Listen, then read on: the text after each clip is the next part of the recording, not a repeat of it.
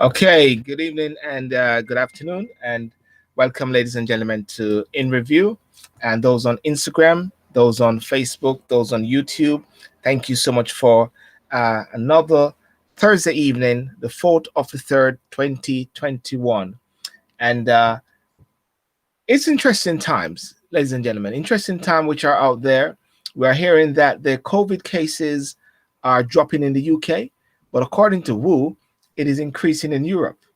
We understand as well that the chancellor, there are 10 ways the chancellors are actually waiting to break through, to step out into the new domain, the new territory, whereby what is happening is we had the budget, and based on the budget debate, there's ways the government is trying to get things in place and set the ball rolling, get in motion as we ease the lockdown, as we children go back to school on March the 8th. And as a result of that, we are seeing some light at the end of the tunnel.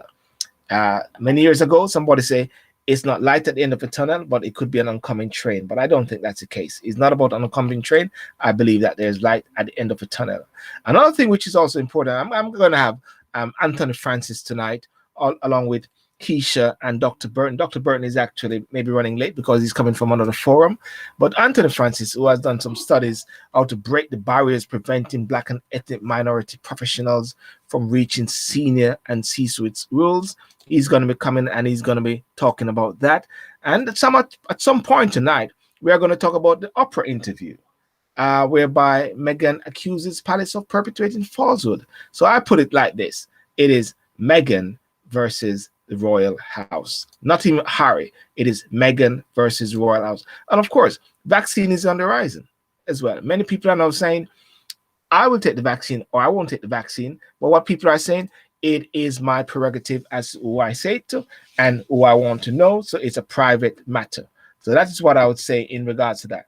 Now, I'm going to bring in my guest, but first of all, I'm going to bring in Keisha, because I believe Dr. Burton and Anthony have left us. Where are they? Where's Anthony? Keisha?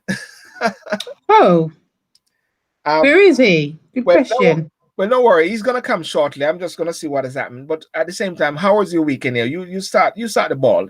Tell us about life and everything like that. While I try to get hold of Anthony to see if he's having difficulties. Hello, everyone. It's Keisha. You know me very well. I've been on the show since last year, March, along with my sister who is away.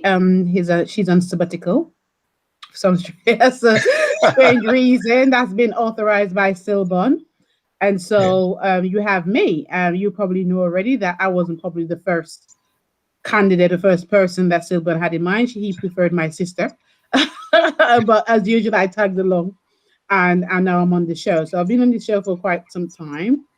And I'll probably told you this before. My background is data governance, data protection, and I've got a knowledge in probate and legacies as well. So I'm also a legacy consultant, and as well along with my husband, I am.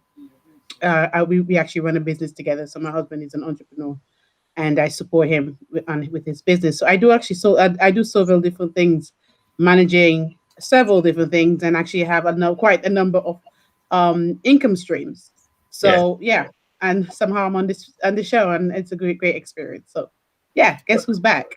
Guess who's back? Guess who's coming for dinner? It's one of our favorite coach, Anthony.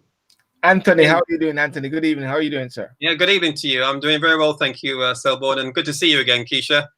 And good to be attending as a guest again on the show tonight, Selborne. So thank you very much again for having me. Well, when we have Anthony, we call it Anthony is the truth, where he says it as it is. Whenever we don't want any mix-up things or anything like that, we just get Anthony and we just say, there are things I may not be able to say straight up, but Anthony can just say it. yes. The first time he was on the show, I was really surprised and shocked. Like he just was straight to the point. You hear what his point of view directly. Doesn't have to be diplomatic with the matter, just straight to the point. And I think these days we do need that. When we talk about being diplomatic. I know this is not a part of the same, but I'll just diverse a bit. Diplomatic and being politically correct, or being the truth. Anthony, break that down. Diplomatic, political correct, and the truth. Well, I think clearly most people today, if I'm honest, Selborne, when you ask politicians questions, they always seem to find a way of not answering the question. And what that really frustrates, not only myself, but I'm sure a number of your viewers up and down the country.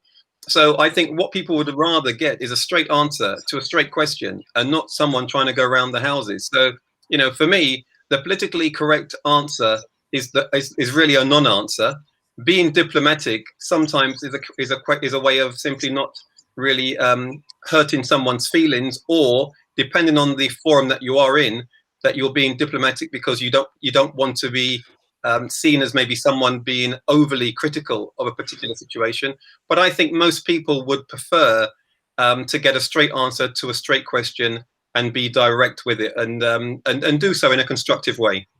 And is it something that makes people somewhat a bit very wary of politicians these days, wary of when you see interviews with Nick Ferrari trying to get a question out of an answer out of a politician, Piers Morgan and the politician going around, people get frustrated by that. They want answers.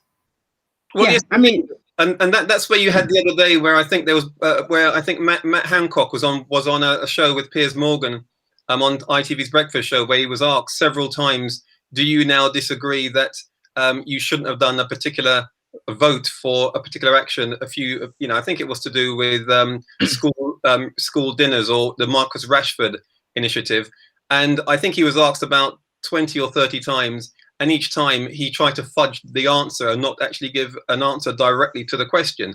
And Yeah. to be honest, if he had simply said, yes, I made a mistake, that would have been the end of the question, and Piers would have moved on, and everybody probably would have forgotten about it. But Yes, because he actually carried on saying, well, that's things didn't happen the way they should have, and the government have done it. That's what really frustrates people about politicians, and why people lose faith in them. yes. Sorry. And Keisha, your thoughts on that, even though it wasn't a part of it was an icebreaker for today. Icebreaker. No, absolutely. I think when you're a politician, people tend to want to either toe the party lines or sit on the fence. But people as people like myself, I'm often frustrated when I listen to a politician who just can't choose a side. Tell me exactly what your views on this subject matter, rather than actually trying to meet in the middle, trying to compromise and never say exactly what your position is. That is very frustrating. So it's always refreshing to see someone like Anthony who says what he means, and we know exactly what he means. And it is rather refreshing like that. And hopefully, we could get. It'd be nice to have some young politicians who out there who could tell us exactly what their views are directly, and we know exactly what how we can support that person's. But unfortunately, maybe they're trained or conditioned a certain way. If you're a politician, that you need to think a certain way, you got to speak a certain way, just so that you can, protect the image of the party, I suppose. But it is how it is at the moment. But to put things in a proper context, Anthony Francis is the author of the book Think It, Plan It, Do It Now. And Think It, Plan It, Do It Now is simply what it is. That once you think it, you plan it, and then you do it. Not just now, but right now. Actually, Anthony needs to just put right now in it. Right now. Tell us about the book briefly, Anthony. Think It, Plan It, Do It Now. We'll give the details later so people can get it. Well, yeah, I think you've just given a great big, audition for it. Again, thank you, Selborne. And it is what you said on the tin. I mean, the title of the book is Think It, Plan It, Do It Now. And really, it's, as you say, I mean, people spend a lot of time procrastinating about what to do. They spend a lot of time, maybe, they think about an idea, they have a goal, and all this sort of stuff. But really, if people want to get things done, the easiest way to do it is actually to take action now. So the purpose of the book is to say, right, are you committed? If you are committed, right, okay, think of something, or what is the idea that you are committed to, or the goal. Then actually, look at what are the requirements that you need in terms of a plan to actually implement that goal, and then take appropriate action to do so. It sounds very simple in theory, but to be honest, in practice, it's also very straightforward. Yes. And just to finish off, Selborne, I mean, to give you an example, when I thought about writing the book about a year or so ago, it took me from start to finish to actually having the book launch 14 weeks. Yeah, I was going to touch on that because I read the book. I read there's a section that actually stood out in my mind, and that's the 30-day example that you gave, which baffled me because I was like, that was actually, I think that book was actually speaking to me at that paragraph, particularly because it was like this individual was saying, oh, you could get something done within 30 days. Yes. And you're like, no, you can't do, because in my mind, no, you can't do that. But it makes so much sense because if you document it, you write out your plan, what you want to do, and you have your timetable in place, it is possible. But from the outset, you think, oh, this project or this task I need to do is such a big deal. But then Anthony said it can be done within a certain space of time if you just plan it well. And you think, oh, okay, so it does help. That's awesome. Well, moving on, even this week now, the key thing was Rishi Sunak. And of course, we're always very careful how we mention Rishi Sunak on this show because a few times Keisha and Kima say disparaging things about him, and somehow we lose connections, like they get kicked out, and we don't know why. There's always some powers that be, maybe dark forces that come at us whenever they mention Rishi Sunak. And well, the budget 2021, 10 ways Rishi Sunak's speech affects you, and with lives and livelihoods still at risk, Chancellor Sunak budget is focused on short-term support for people's jobs and finance, but there are signs of what will happen next and how this will affect the money in your pocket. Anthony, what's your overview before we go on to some of the key points of the budget? Well, to be honest, I think Rishi Sunak has actually done an excellent job. If I'm really honest, I think he's been put in a very difficult position. This is a pandemic. It's nothing that we've ever seen before in terms of the costs that have had to be incurred by the government in terms of furlough, etc. And I think what he has tried to do and has done so far is to actually provide the safety net which people have asked for, both for people in work and the self-employed as well. It's a difficult budget balancing act, but I think it's one that he's managed to do skillfully, and I think he should be applauded for it. You have to remember, many years ago, when Labour lost the election and the Conservatives came in, there was that infamous letter left behind by the then Chancellor, who said, "There's nothing left in the bank. There's nothing left. No more money left." Right. And so, what the Conservative government and I'm not politically politicizing here, but what the Conservatives then had to do was, and they mentioned it several times, was balance the books. And we cannot keep on borrowing indefinitely, and I think we're up to 450 billion right now in borrowing, and that has to come to an end. And what he's trying to do is to put some fiscal competencies around what needs to be done, and I think he's done a good job in the circumstances. Yes.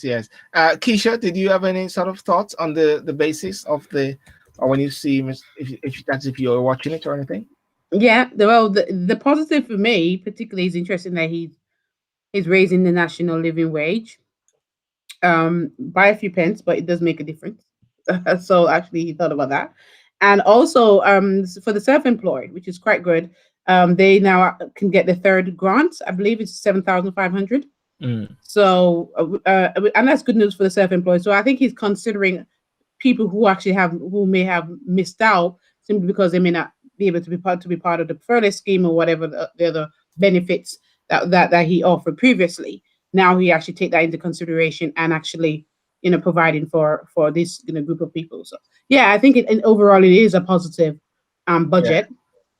It's interesting that we didn't have the eat-out scheme though. Okay, the eat-out scheme. Well, the first one, I mentioned 10, paying the wages of those on furlough. That is one of the paying the wage of those on. It was announced in advance, like many of the key measures, the extension of the furlough system. Furloughs were extended until September in budget. What's your thoughts on that, guys? Anthony. Yeah. Well, I think, to be honest, look, the government have actually told people stay home. So if they've told people to stay home, guess what they've got to do? They've got to provide funds for them to stay home. Yes. And so therefore it was inevitable that he would have to extend the furlough scheme, because he's telling businesses, don't let your employers come to work. He's telling employees, stay home and work from home if you can. So as a consequence, he's got to then increase, or at least, sorry, not increase, he's got to make the furlough scheme continue. And that's the right thing to do till September. You know, and I think he's based that on the fact that come sort of May, June time, the virus vaccine would have obviously taken its course. And he's looking at maybe the situation being a lot better in terms of the sort of figures around the number of people who are infected and the number of deaths. And he's probably planning on that by July time, July, August, people will be going back to work again. So that's probably why he's pitched it at September for the furlough scheme to end. But I think it's right. He had no choice but to extend it. The thing, Keisha, and then I'll come in. Mm-hmm. Yeah, I mean, that's a good point, Anthony. I mean, but I don't know how much of a difference that will make now, because there's quite a lot of jobs losses going on at the moment.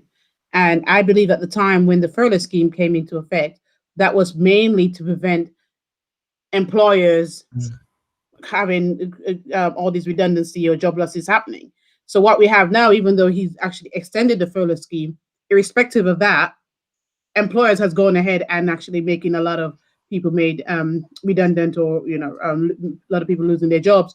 I understand even today, I think it came out today, Sainsbury's actually a lot of their staff has lost their job or losing their jobs as well. So I think there's I'm not quite sure how effective it will be between now and September. I think the decision regarding the job that the employer is already making in respect of their employees is already been made. So whatever the decision which he made in terms of extending the furlough scheme, I don't know how that impact is going to be. The decision is already made in terms of making of these job losses anyway. Okay. Before going further, welcome, David. Dr. Burton, how are you doing, sir? I'm okay. I'm back-to-back discussions here, so yes. You have to fill me in with what's been said so far. well, you just came off a very interesting discussion there, isn't it? Yes. So we've just been this evening talking about the effect of COVID-19 on the Black community and also the vaccine. So we started discussions this evening, really centering on information, and that I think information is key to people having an informed choice about the decisions that they make in life.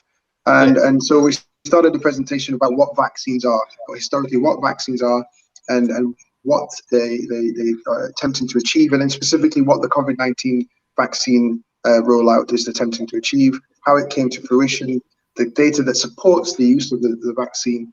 And I've always said on this platform, and to anybody that asked the question, essentially, if a vaccine is deemed safe and effective, then it should be considered to be used in the population. And that's what this vaccine is. It's safe and effective. And obviously these are, hate the cliche term, unprecedented times. But I'm going to throw it out there because it is unprecedented times. Where you just picked up the discussion there, you're talking about furlough and the extension of furlough.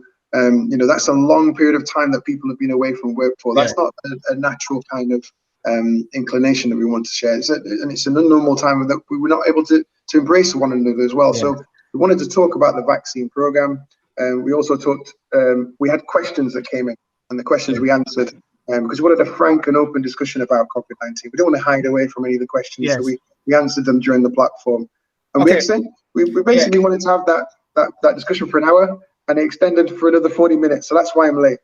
Okay, that's no problem. Well, what we decided to do tonight was to start off with the budget, and then we will go into COVID, which is going down, and then we'll get into the vaccine, and then you can pick up on that. But where we were at now, Doctor, was just the bit about the furlough, which is part of the budget of Richardson, and the furlough has been extended to September. Anthony gave his piece, and Keisha as well. What's your thoughts about the furlough going all the way to September? Yeah. The thing is, I guess part of it is needs must. People need support and protecting, but at the same time, we need to get back to a working environment, because the longer that this furlough is extended for, quite obviously, the bigger impact that's going to have on the society going forward. And I can't really say the impact is going to disproportionately affect particular groups of individuals, but you want to think that the whole of society is going to have that impact absorbed over time. The Chancellor, forgive me for saying that I don't know what was being said before, but the Chancellor talked about increasing corporation tax for businesses from 19 to 25%. That's a starting of of wanting to impose. I feel, this is my personal opinion, that this money's got to come from somewhere. The generation of money has got to come from somewhere. And so by having an extension of the furlough scheme itself means that we're going to have more debt incurred upon the economy.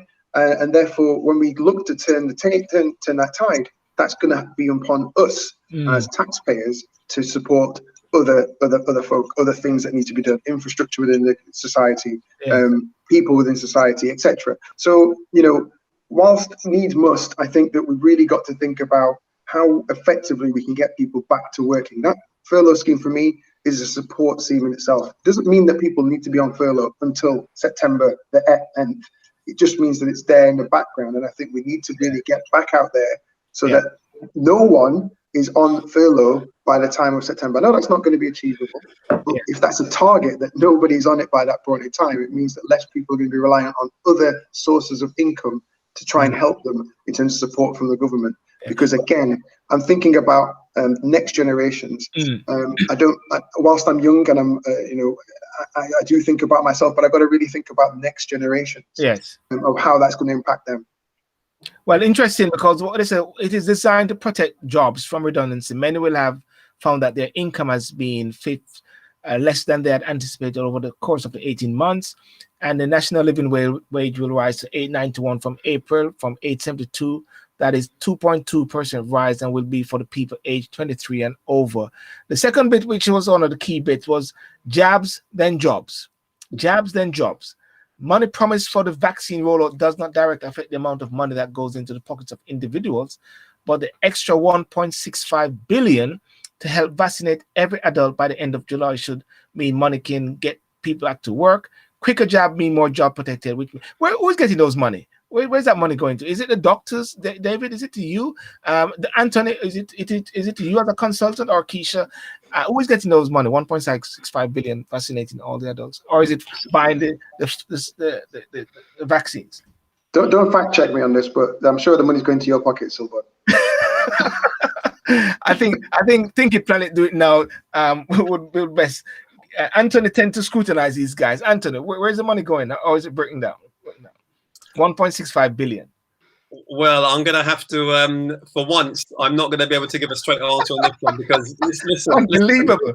And the reason why I say this is because the government have not been exactly very transparent with a lot of the expenditure on this pandemic, and they've made some horrendous mistakes, as Dr. Burton will probably tell us, around the purchasing. Well, we all know around things like PPE and stuff like this. So so clearly, in terms of where that money's going, I have no idea. But the one thing I would say in defense of the government is that they have purchased, significant quantities of the vaccine. They are making, we have gone past 20 million people who have now received the jab.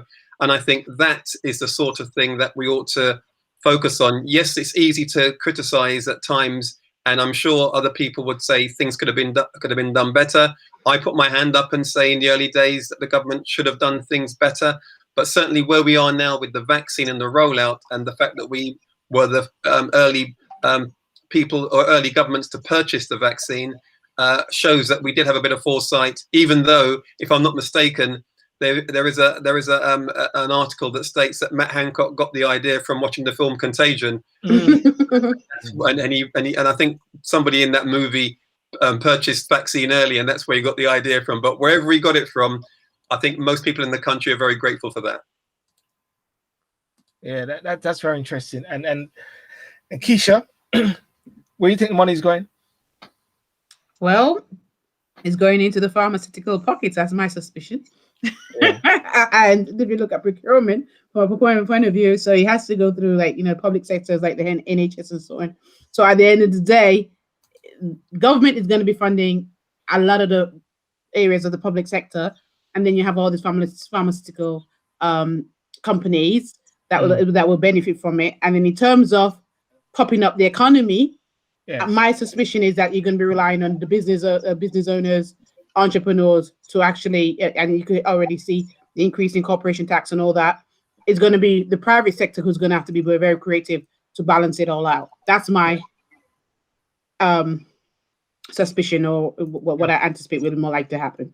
One of the things I said is also tax on company profits to jump to 25% as well, and stamp duty holidays extended to the end of June. So we're seeing lots of cushions, isn't it? Lots of cushions which are out there trying to somehow help to gauge people as we step into the easing of the lockdown. But there's a caveat there, David, which I'll come into after when we touch on to the easing of the lockdown, whereby COVID is decreasing in the UK, but increasing in Europe. Let's take a point on that one there. Let's go on to number 3, support for the self-employed. Furlough supports employed people. That's one of the things. From next month, claims can be made up for $4,000 worth 80% of 3 months average of a trading profits up to $7,500 total. Anthony, one of the difficulties with people is that when their account is not in order, isn't it? Because they're looking at their bank balance and their financial statement, isn't it? Well, yeah, and I think the one thing which I'm disappointed about with the self-employed situation is that these are grants. This isn't like in the same situation with employed people, where with the furlough they're actually getting 80% of their salaries given to them by the government. With the self-employed, these are grants given to them, which effectively means they then have to pay them back. So I think what perhaps would have been a better scenario, and I know that there is an option for people who are self-employed if they've been self-employed for I think a number of years, and they've got finances that they can show what their profits have been. But I think this is the issue around putting pressure on people to take out grants. I think I saw a program yesterday where a taxi driver said, by the time I get the grant, the actual situation around going back to work would have changed, and he probably wouldn't need it anyway. So I think it's a bit of to me it's too little too late, I think, for the self-employed. I think it's something that should have been thought out right at the beginning, or at least once he was made aware that that was an area that was disproportionately affected and wasn't getting the support that the employed people were doing. He should have actually looked into that. And even now, at this late stage, he could retrospectively sort of say, okay, those self-employed people, if they provide 1 year of figures that show what your profits were, we'll give you X% of that as a condition of the fact that you haven't earned any money for the last 12 months. So rather than actually saying take out a grant, you then have to repay back later. Yeah. Keisha, any thoughts on that bit there? Just to clarify, is it the grant that they have to? If it's a grant, do you have to pay back? Because I'm not sure if you actually do have to pay back a grant. I believe that you have to pay it back, but if I'd be happy to be corrected on that. But my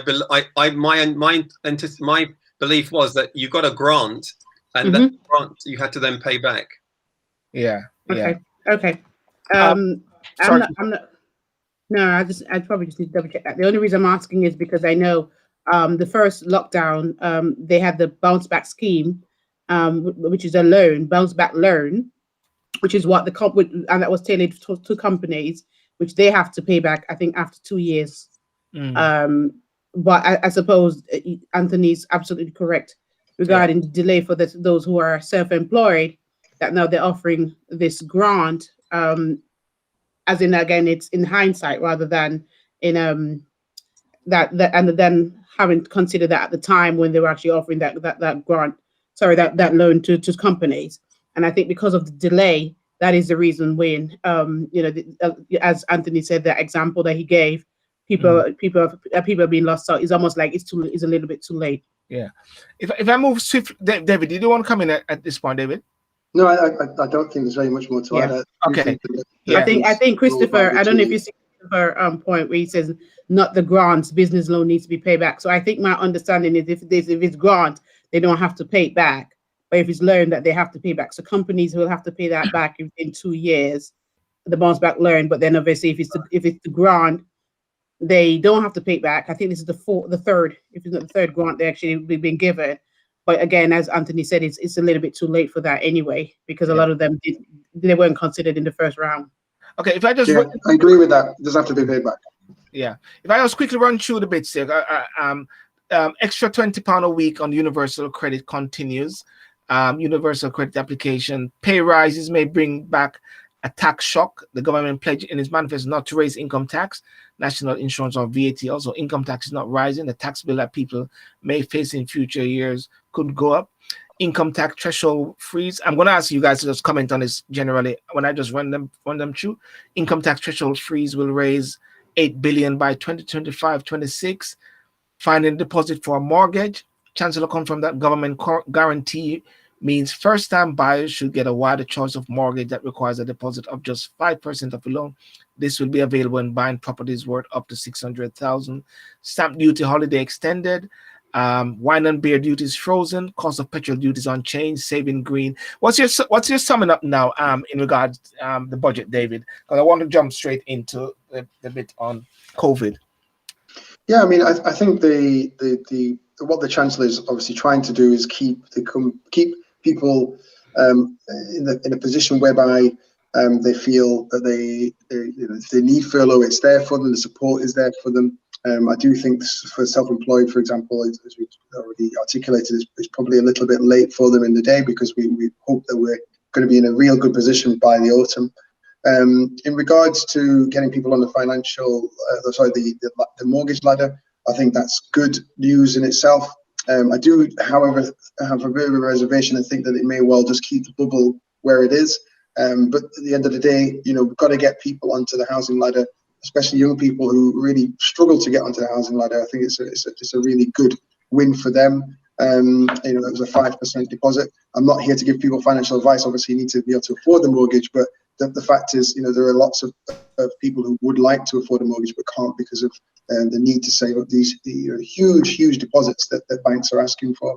So if that helps young people specifically, then I'm very, very much for it. I've said before, I would have liked a little bit more open discourse about how we are going to fund this going forward. I know that the idea of tax is not palatable, and I don't want to pay personally more tax than is necessary, but I also like to financially plan, and I think most people would like to be able to financially plan. So I'd like a little bit more clarity in that regard. And I know that part of the freezing, for example, of your allowance for the foreseeable 5 years of this next Parliament. So that's going to help to a degree, as you said, it will raise revenue. But I wanted more than that. I wanted plans as to what potentially could be on the horizon. Mm-hmm. And I get that you've got to be reactive as well as proactive, but I like more proaction right now. We know what kind of level of debt that we're in following this crisis. So that's what I would have liked, a bit more clarity and a bit of honesty in that regard. Just to say that in regarding questions earlier, Christopher Fenton addressed that bit there. Not the grants, business loans need paying back. Michelle Stevenson, she commented as well, yes, you got to pay back the grant. Okay, so we need to fact check that to find out if it's a grant. Yeah, so fact checking while you guys were talking. So on which.co.uk, it's on there. You don't have to pay back the grant. You don't have to. Okay. You don't have to. So Michelle Stevenson, don't. You have to pay back the grant, and business loan need not paying back. Anthony, what's your summing up for the budget and overview? Well, yeah, I mean, again, I think I mentioned at the beginning, I do believe that Richie Sunak has given a balanced budget. I think he's in a no-win situation in terms of he can't please all of the people, clearly. Yeah. As David has mentioned, the debt has to be paid back eventually. We have borrowed 450 billion to cover this pandemic. And as a consequence of that, clearly, the furlough scheme and other initiatives cannot last forever. So he's given with one hand by extending things like the furlough to September, the initiatives he's done on the housing front, but we know that they are really minor measures to what's going to come. And I think he mentioned it in his speech. Over the next couple of years, we will have to pay this back, and there's no getting away from that. And that's the reason why corporation tax has been risen, and that's the reason why allowances have been frozen. And it's one way that he's going to try and attempt to do that. And let's be honest, it's not going to be this Parliament that's where these money's going to come back. It's going to be in future parliaments that this pandemic monies will have to be recovered from generations to come. Yes. Well, as long as they don't increase income tax, I mean, I think we're paying enough. Well, Ken Clark was on, well, Ken and Clark, council tax and all these other taxes. yeah, well, Ken Clark was on the TV today. I think we have to increase as everybody expecting income tax to go up at some point. You know what I mean? So I think that's where they're going to get money back. What they're trying to say, they're going to get the money from. I mean, they can cut the consultation fees for Anthony. That could be one way. And David, that is true. That is a good way. All these directors, senior directors, parliamentarians, all those people who are making a whole lot of money, they just need to just give 80%. Let's take 80% and reduce 20%. I mean, we'll be all good. 80%. So I'm just saying, keep 80% of your salary, and then obviously we contribute for the sake of the for the nation. You should give more. I think as we're having this discussion, I think what I hope will happen is there'll be an encouragement for getting people out, getting spending, and that will probably happen is if we incorporate tax from VAT. That may well be the thing that will help to the greatest extent, because if you're encouraging people to spend, because we've had so much time that we've not been spending, that's been a big dent in the amount of money in the coffers for the government. By getting people out, getting people back into socializing. There was a comedy text that I received the other day, which was on the June 10th day, that when we can all unlock completely, that people would use their bank balances to fund wild nights of passion on the London, and then by the Monday, because obviously it'll be on the weekend that they'll spend all the money. By the Monday, the bank balance will be empty. I'm not saying that's the way forward, but I do think that people will want to go out and spend as much as they can, but within reason. Well, number one, support themselves, buy clothes, go socialize in the pubs and clubs if that's their flavor of the month, and go on holidays and things. I think that's the way that you're going to generate the income, because you got people spending money. Well, I see someone, Alex in Jamaica, saying 80% tax rich more, and I think what's her name in America is talking about that, the Nancy Pelosi and those guys, about a wealth tax. So Anthony and David, you guys need to start lobby to block those things, because a wealth tax against. Well, I'd like to make the money that would make me wealthy, I guess, is the next spin-off. But anyway, we'll digress. Yeah, but anyway, COVID. I just put the topic up there. UK COVID cases down while Europe COVID rise. It seemed like things are going great. We're seeing a light at the end of the tunnel. I know many years ago in Jamaica, there was a politician named Edward Siaga, and he said, "I can see the light at the end of the tunnel." And then somebody in the cartoon said, "It's an oncoming train." These were Leandro, some cartoon character. But anyway, coronavirus cases rates are falling among all groups in England. Public health promising 6-week decline in COVID cases in Europe has been disrupted by a rising infection, WHO says.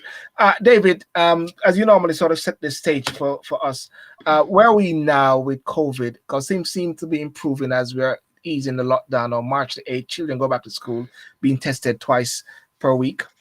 Well, I'm not going to talk about hesitancy within the Black community with regards to COVID-19 vaccinations, because I don't think the hesitancy is the key here. It's more about a concern. But what I will say in terms of hesitancy is I'm hesitant that in terms of when the way we unlock, that we unlock very much in a gradual fashion, and that we don't unlock too quickly. And I like the roadmap. I like the fact that we've got particular positions that we can go forward with and then adjust if we need to.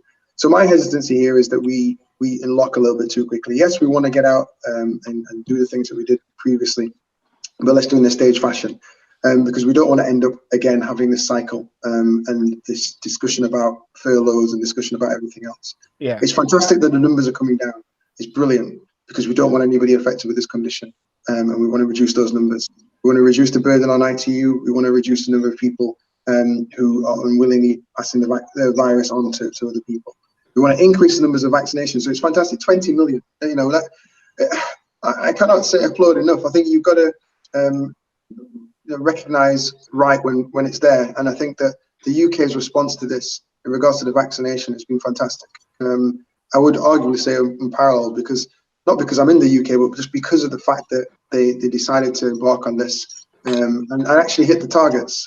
that they put out. So, and it's not just about targets, it's about trying to achieve something which is reducing the burden of this disease on the population. And I think we're going in the right direction. I think in terms of that as well, we've got the schools obviously going back next week. And a hidden cry, I think, that has been here is from kids. And I say kids, but it's a hidden cry. They've not been in school for a good year. It's been up and down. Their education's been affected. It's been up and down. We've tried to utilize virtual environments to teach. That's been up and down, hit and miss. Depends on whether your parents are working at home and they can afford the time to do that.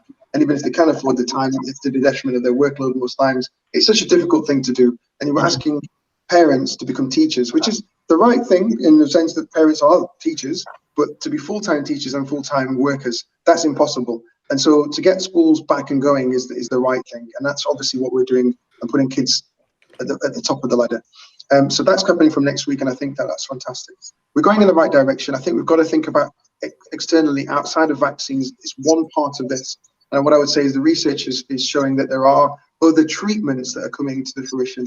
We've known about dexamethasone being a really effective or an effective strategy to try and reduce the burden on people. But also studies are suggesting that there are novel treatments that are utilized for other conditions that may well be helpful to reduce the burden on us going forward and reduce the amount of time one would spend in ITU and the severity of the disease. So COVID is part of the solution, treatments are part of the solution, personal protective equipment, i.e. face masks are part of that solution. And I just think that in terms of COVID at this moment in time, I think that the government is least focused on children because that is key to their development, not just from an educational point of view, but from a social point of view. The kids need to be around other kids, and they need to be out playing, active, etc. And I think, you know, this is even in the worst of times during a war, for example. I'm sure kids were still being able to play around with other kids. Yeah, they were dropping bombs apparently and stuff like that. There were bombs that were dropped and people were kids. I'm not saying this is what I want, but the kids were out there playing. You know, they recite their stories. Patients come to me and they tell me about stories that they've heard from their parents in regards to wars and all the rest of it. Now we're at a point in time where kids are locked away. They're able to socialize briefly on social media, but they don't have that physical bond with their kindred. It's an exceptional circumstance we find ourselves in. So I'm glad that kids are going back to school. Personally, I'd like for teachers to be supported in that as well. I'd like for them to be on the line to have the COVID vaccine. And I think that's one of the things that I think about. So you want the children, the teachers to be on the line to get teachers to be up on the scale in regards to being able to receive the vaccine. Okay. I think that's one thing I've looked at, as well as police officers, people who are customer facing. Essentially, I think that they should be high up on the scale of having access to the vaccine itself. Yeah. So that's the one thing I would say. Yeah, Anthony, how are we regarding the stepping down, easing the lockdown, getting ready for a new life?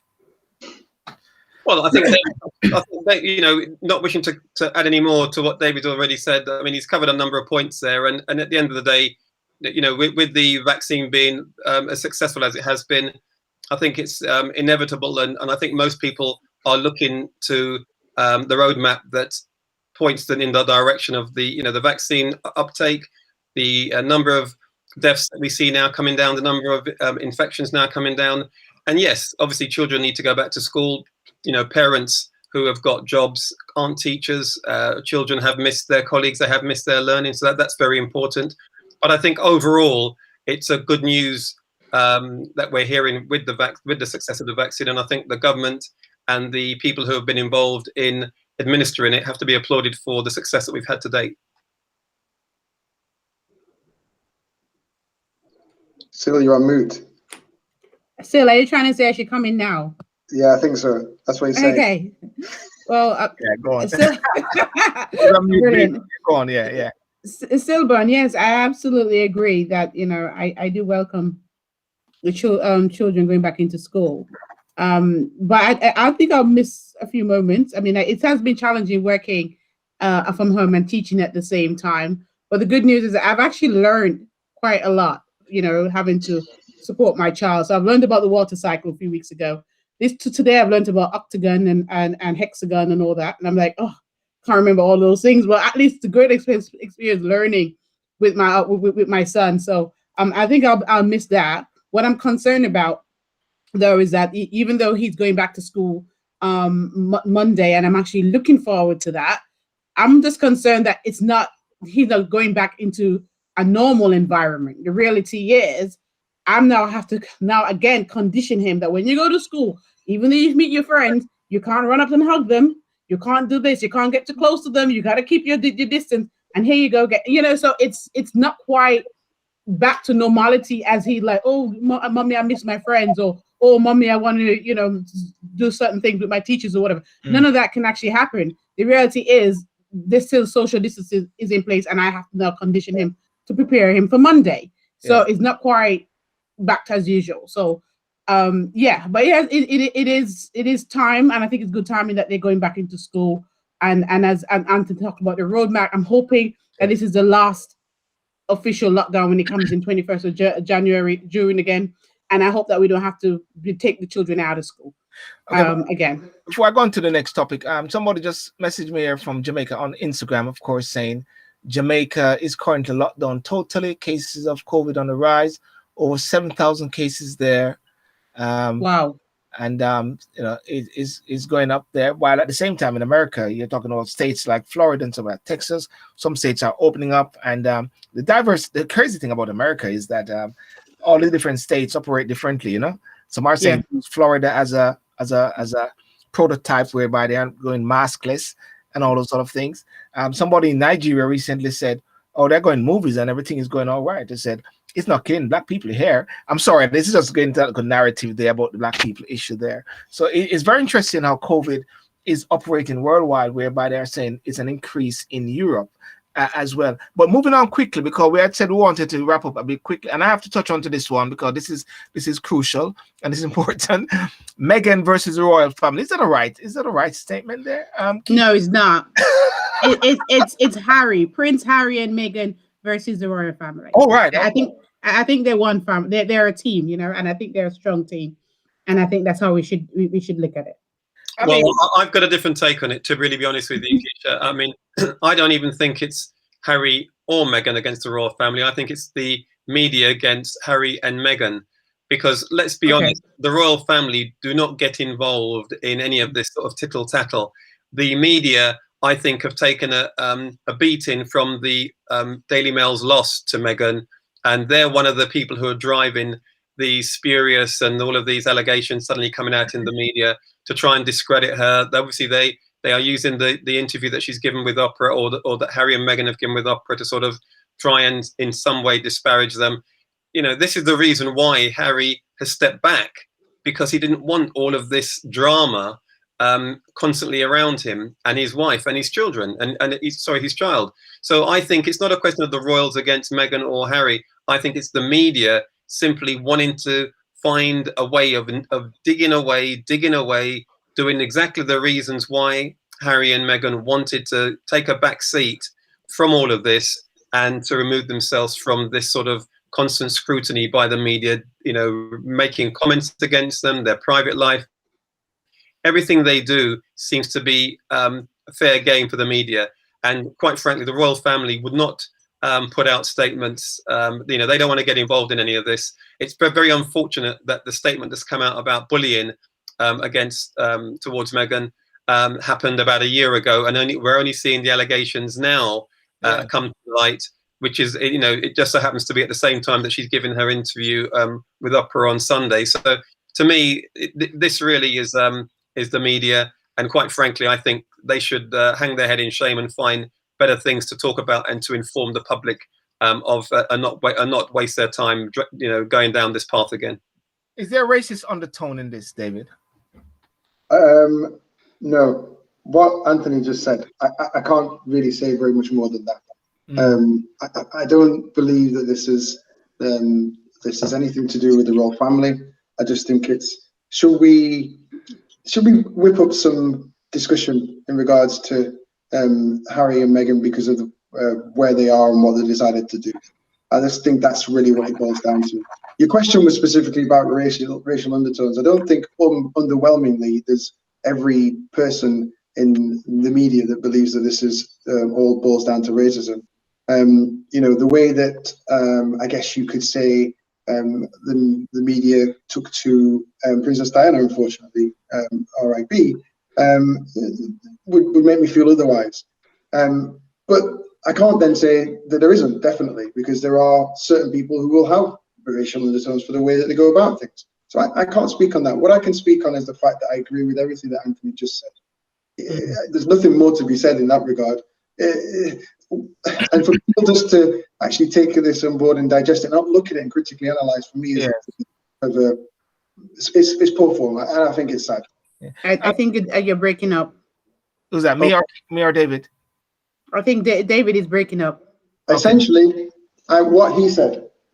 it's like Nick Clegg and David Cameron. I agree with Nick. But I completely do. I mean, there's nothing. If people can't look past that and see that this is just there to draw up kind of some emotion, I just don't get it. It's not even really a thing for me, because at the end of the day, they've moved past it, and there's this to and fro that's taking place. I don't think it's built on race. I just think it's built on a purpose of trying to be divisive. Whether race it makes it divisive, fair enough. But I can't speak on people's feeling that this is a racial thing. I just think it's can we build up divisions? Can we make people so mad against these two guys? Guys and girl who are across the pond having interviews with Oprah? Can we make it more divisive? How do we do that, guys? How do we sell more papers and how do we make people more mad? Let's do that. That's what I think. Well, I was on Clubhouse earlier with a lot of people, and they were talking about the bullying factor, whereby black women are deemed to be bullies, and they use Jamali, and they use the girl from Sugar Babes as well, and they put Meghan there, and a lot of people are actually saying there's an undertone of racism there. But on the other side, many people say that Meghan and Harry wanted a quiet life, but the way they're operating is not leading to a quiet life away from the paparazzi. Keisha, what did you say regarding the bullying bit? And lots of people are saying that the racist undertone, but the fact that she's black, or the one drop. I agree. I mean, I take a different stance completely from David. I think this is nothing but racism. I mean, there was this article that came out a few months ago that actually set out in very comprehensively all the statements, or some of the statements that was written about Kate Middleton around similar scenarios versus Meghan. And the press actually, everything relating to Kate was just all positive, and the same similar scenario, like from the wedding to the date of the birth of the firstborn, to her holding her tummy when she was pregnant, all of that, and the other part regarding Meghan was completely negative. And it was just so consistent in terms of, without a shadow of a doubt, that it's nothing but racism. Because why would you actually? The only difference between them per se is the fact is their color of the skin, right? And when you put them against each other, one is lighter than the other. So it is nothing but racism. And clearly, the reason why I say that this is a matter of Harry and Meghan versus the royal family is because we consider the royal family as a firm. Therefore, they have a significant power and influence in this country. Now, instead of actually allowing all this to perpetuate for over years, all this negative press against Meghan and Harry to continue over all these years, I think they could have put a stop to it. But they allowed this to fester to the point that they had enough, and they leave to go to another side of the world, right? To the better life. And so therefore, when it comes to their opportunity now, their time to release and to express and to share their experiences, they have a right to talk about their lived experience. Not so much that they want to live a private life. They're entitled to that, and they should be doing that. A part of the private life is also to talk about your experience. So I see absolutely nothing wrong with what they're doing today. It's not that because they don't want, they're being hypocritical or double-minded. The fact is, you can have a private life and still talk about your lived experience, and that's all they're doing. Yes. Well, it's a debate is going to continue, and I believe the show is going to be showing this weekend. People are putting in their diary. Oprah Winfrey has pulled another big one. It's a massive coup, isn't it, David and Anthony? by Oprah Winfrey. Who wins, Oprah and the internet? Well, listen, I think one thing which I think was very interesting is if you was to look at the Daily Mail, the Times, and other publications, if they had a more diverse leadership, I'm pretty sure Right. the tone that has been struck here perhaps would not be what we're seeing now. This shows, I think, not necessarily a racist, but I think it shows the reason why we need to have diverse people in senior positions, because clearly, you know, the decisions that have been taken by companies like the Daily Mail, and as Keisha pointed out, when some of these similarities about what Kate has done, nothing has been said. So there are undertones of race towards Meghan. It would be very interesting to see if there were the same undertones if William was married to Meghan. That would be a different debate now, I can tell you that. Yeah, that's interesting. Well, we're gonna run and leave that one, but before I go, I just want to bring a topic in. And Anthony, can you just talk about this topic, which I'm gonna let it go, how to break the barriers preventing. You did that study recently. We got a few minutes there, even though we say we're gonna go at 21:45, but we got 3 minutes.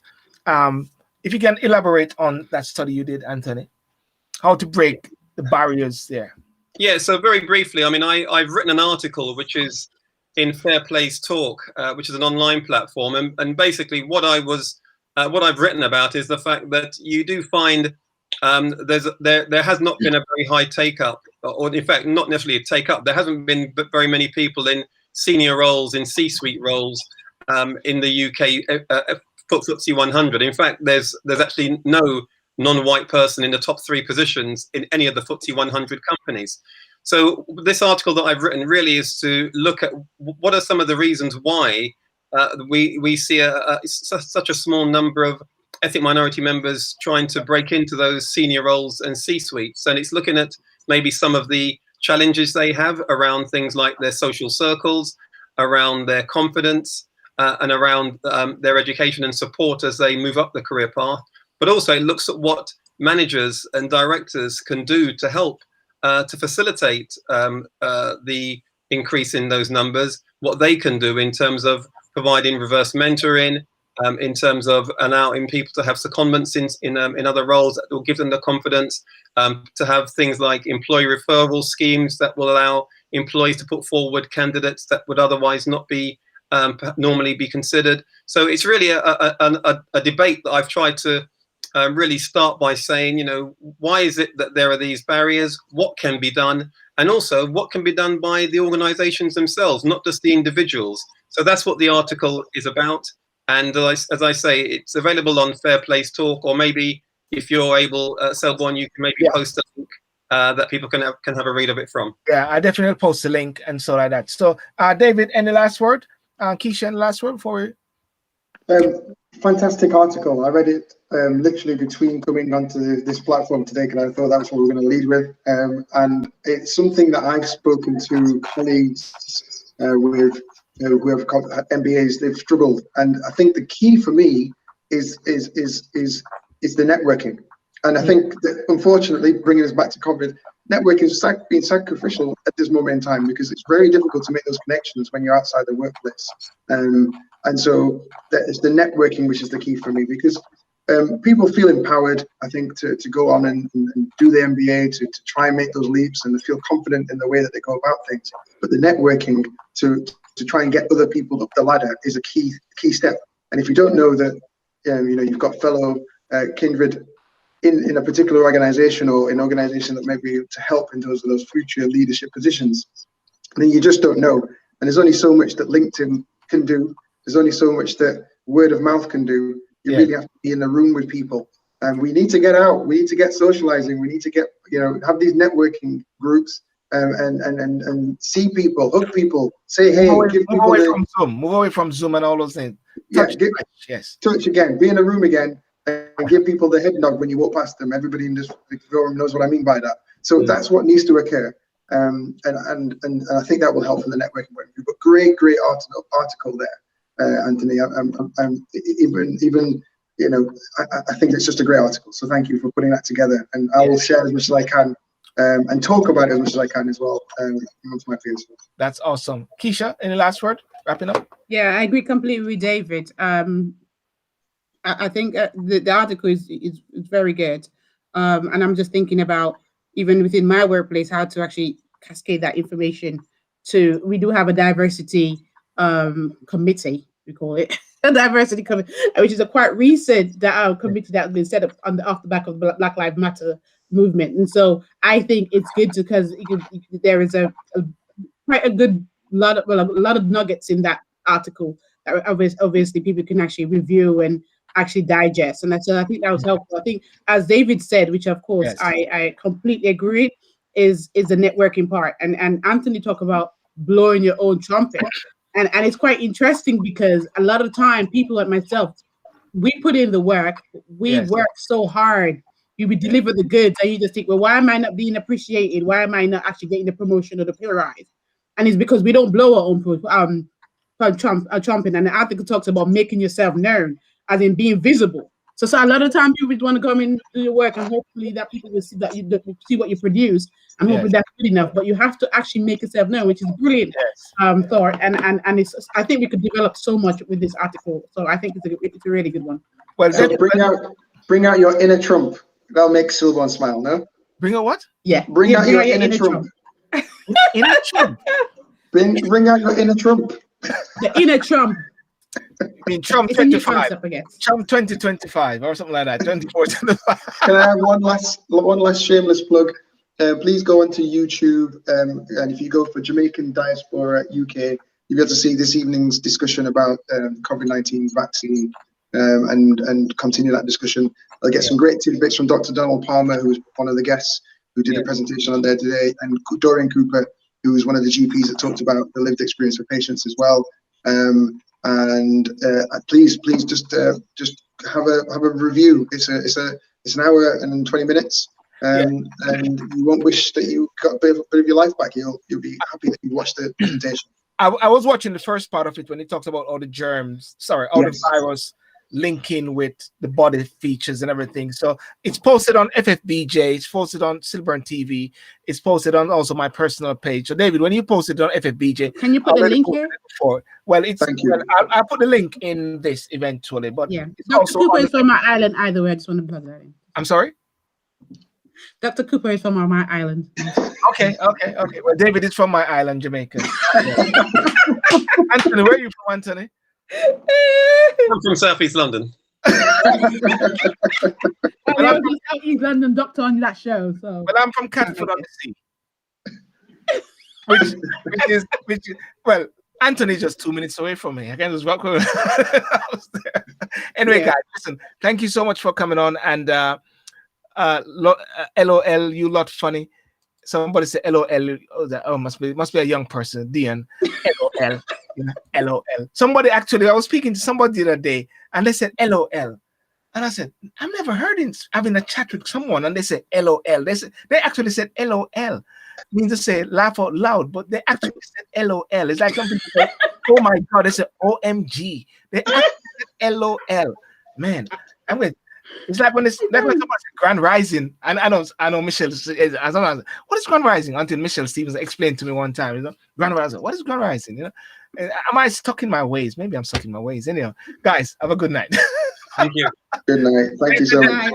Ladies and gentlemen, don't forget to subscribe, like, and share SYLBOURNE TV. To the SYLBOURNE Show, and next week again we'll see the team, and Anthony, we're going to do a show specifically on Think and Planet doing now, and also the issue about barriers.